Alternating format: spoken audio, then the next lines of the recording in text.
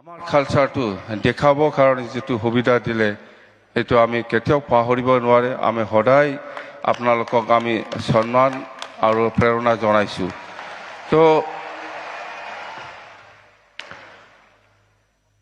2003 চনত 10 ফেব্ৰুৱাৰীত যিটো বড়ো চুক্তি সেইটো আগৰ প্ৰধানমন্ত্ৰী অটল বিহাৰী বাজপেয়ী ডাঙৰীয়াৰ নেতৃত্বত হৈছিল।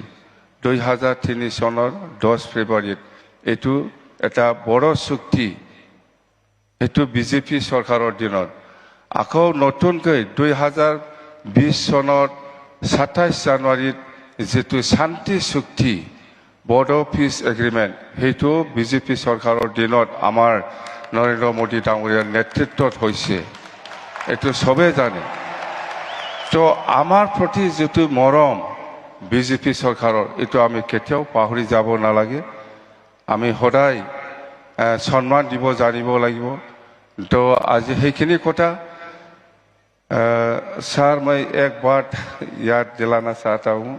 वो 2003 10 फरवरी का एकॉर्ड और ये 27 जनवरी का जो पीस एग्रीमेंट हुआ इसमें थोड़ा और इम्प्लीमेंटेशन का बाकी है, उसको करना है। तो मैं रिक्वेस्ट करता हूँ সেইখিনি কথা। আৰু আমাৰ প্ৰাইম মিনিষ্টাৰ ডাঙৰীয়া আছে, হেমন্ত বিশ্ব শৰ্মা ডাঙৰীয়া আছে, আপোনালোকে ইহঁতৰ ভাষণটো শুনিব চবেই ইচ্ছা আছে।